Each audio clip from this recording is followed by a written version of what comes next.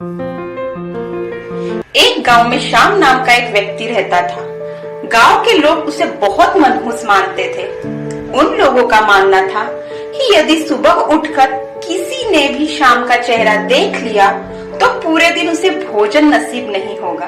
एक दिन यह बात राजा तक पहुंची तो उन्होंने सोचा कि क्यों ना यह पता लगाया जाए कि वो सच में मनहूस है कि नहीं।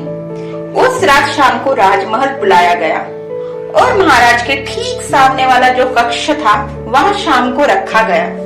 रात भर शाम वहाँ सोया और जब सुबह हुई तो राजा सबसे पहले वहाँ गए जहाँ शाम को रखा गया था और सबसे पहले उन्होंने शाम का चेहरा देखा।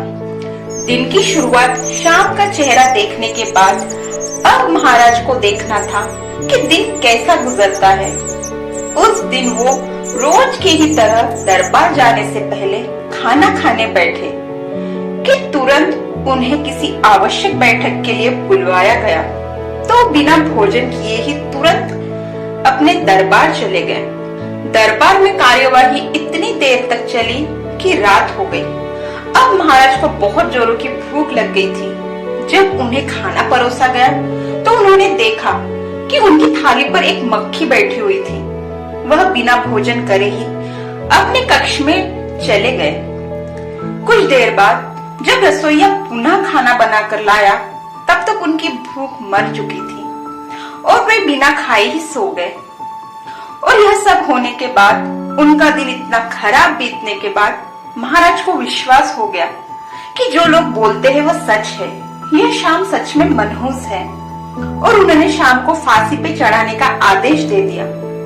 शाम की फांसी की बात जब उसकी पत्नी विमला तक पहुंची तो वह बहुत रोने लगी और रोते रोते वह श्री हरि के घर पहुंची जो कि उस राज्य का बहुत ही विद्वान और चतुर व्यक्ति था।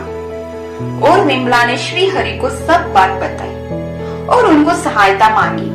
श्री हरि ने विमला को कहा कि वह शाम को फांसी नहीं होने देंगे और इस आश्वासन के साथ विमला घर चली गई। अगली सुबह जब सैनिक शाम को फांसी पे लटकाने के लिए ले जा रहे थे तो रास्ते में उनकी भेंट श्री हरि से हुई। श्री हरि ने शाम के कानों में कुछ कहा और वहां से चला गया। इधर फांसी गृह पहुंचने के बाद सैनिकों ने शाम की अंतिम इच्छा पूछी तो शाम ने कहा कि मैं महाराज को एक संदेश भिजवाना चाहता हूँ। एक सैनिक द्वारा वह संदेश महाराजा तक पहुंचाया गया। वह संदेश इस प्रकार था, महाराज, सुबह सबसे पहले मेरा चेहरा देखने से किसी को पूरे दिन भोजन नसीब नहीं हो, लेकिन महाराज आपका मुंह देखने पर तो जीवन से हाथ धोना पड़ता है। बताइए, ऐसे में ज्यादा मनहूस कौन है? संदेश पढ़ने के बाद महाराज को अपनी अंधविश्वासी सोच पर शर्म आई। उन्होंने सैनिकों से कहकर शाम को बुलवाया और पूछा कि उसे ऐसा संदेश भेजने का परामर्श किसने दिया था। शाम ने बताया कि श्री हरि जी ने। महाराज श्री हरि के बुद्धिमत्ता से बहुत प्रसन्न हुए। उन्होंने शाम की फांसी की सजा निरस्त कर दी और श्री हरि को पुरस्कृत किया। इस तरह श्री हरि के वजह से शाम के प्राण बच गए। इसलिए हमें अंधविश्वास से दूर रहना चाहिए। ऐसा अंधविश्वास किसी के लिए प्राण घातक भी हो सकता है।